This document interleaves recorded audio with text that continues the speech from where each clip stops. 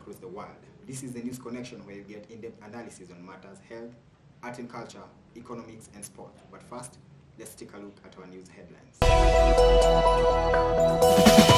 Families and owners of buildings that were earmarked for demolition can now breathe a sigh of relief after the government suspended demolition of buildings across the country.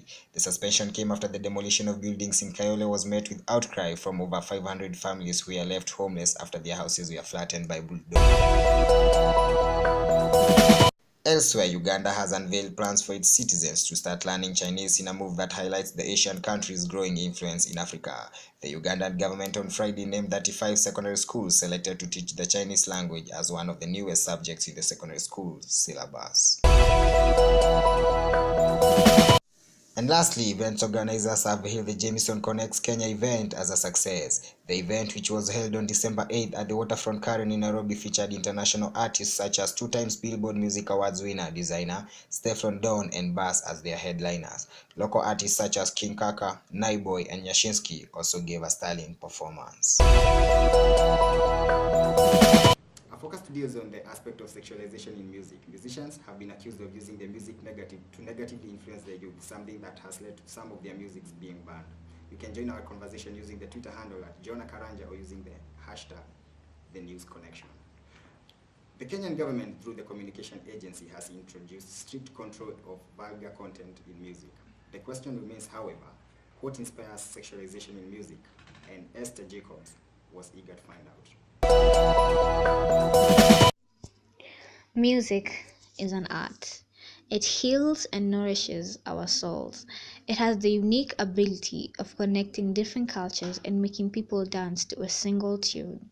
Artists, however, have been on the receiving end because of derailing the unique purpose of music by introducing sexual themes to gain a following, as Vintage, who is an artist, states. It's all about musical, and not just musical, it's about musical and artistic power. And the way an artist decides to use his art has an impact on society on certain degrees. So, sex is a very powerful thing. And when an artist decides to use sexual content, it is very eye-catching to the audience, whether you're listening to it, whether you're viewing it, because he knows there's a him or there's a her, there's a they, there's a persona of the artist in everybody. You understand? So they understand that sex is a very powerful tool, and they can use it to gain popularity or even fame, which leads to a lot of success and a lot of money, keeping in mind how powerful sex is. Lack of proper upbringing and mentorship in a society that is rich in youths makes them vulnerable to trends that are bad for the music and the society in general, as Preston, a gospel artist, states.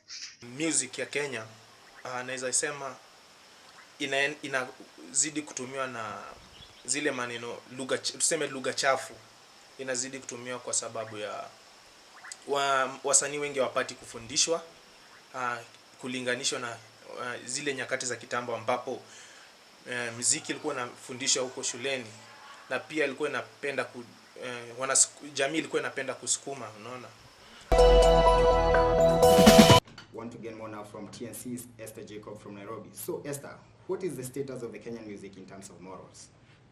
So Jonah, to start it off, sexualization and morals don't ever mix.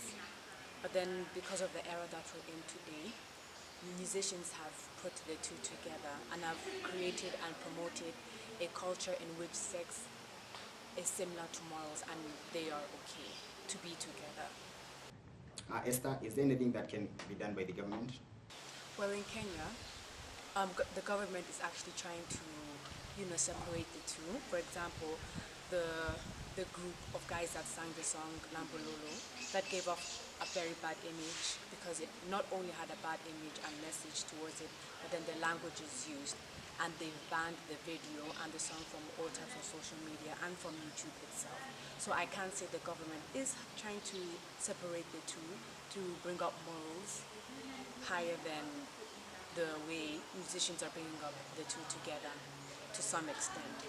Well, thank you very much, Esther. A reaction as well from one J. Ulysses who tweets that Sex sells, and therefore incorporating it in music earns the musicians. So let's now hear from our opinion leaders. Emmanuel Laguma, a musician, joins me. Grace Maingi, a worship team leader, and Rasieto Sarian from Afrizoba. So, Mr. Emmanuel, why do artists sexualize music? Jonah, when you look at the world today, sexuality has become the theme of everything. Like even in every advert, a toothpaste advert has a couple almost kissing. A car advert has a lady showcasing like 3/4 of her body. So the reason why they're using this today is because sexuality attracts mainly the youth, even the adults. I think every sex is attracted to sexuality in a certain kind of way, and it is more of something that gets the human minds to thinking. Grace, what is the church doing to curb the immoral content in music? Being a church leader, I am embarrassed, number one, to say this, and I am disappointed to see that the church is not doing much to curb this music going out, because the church is not coming out to outrightly condemn this music. It's not coming out to outrightly not say that we can't play such kind of music, because we find nowadays that so long as the youths are playing this music in church, it's being played, they dance to it, and an occasion like a youth concert is not a youth concert unless they play some of this music. Give for example Willie Paul's music. I'm sorry to quote someone, but Willie Paul's music, I feel like the content has been too much secularized, and some of his music has been sexualized, but we still find this music playing in church. What role is the church playing in this? In as much as the church is trying to curb the playing of this music and curb the music going out, I still feel like we are not doing much as the church. More needs to be done. A lot of efforts need to be put forward to make sure that this music is banned from being playing outrightly in the church, and even talking to the believers and telling them the importance of listening to such music, like the effect of listening to such music vis-a-vis listening to the real gospel music. On to you, Grace. What roles do the parents have to play in order to curb the immorality in music? Jonah, the 21st century parents are concerned about what machines we drive, what places we live, and they forget that they have kids to raise. They forget that we have a generation that is coming up, and they feel that parents are failing at their duty in ensuring that they bring up morally upright children by dedicating too much time on their work, too much time on other things, vis-a-vis how they bring up their children. But I feel it's time that parents should come up, talk to their kids, bridge the gap between the kids and the parents. You know, sometimes our kids feel like, oh mom, you're too far from me, that's why we can't talk about these things. But I feel it's high time that parents come together with their kids, they talk about these things. Let them tell the kids, this is appropriate, this is not appropriate. Bridging the gap is the key to everything. Let parents bridge the gap between their kids and themselves, such that the narrower the gap we have, the easier and freer it will be to regulate such content, and not only regulate such content but also bring up morally upright kids, because these kids are going to be the musicians of tomorrow.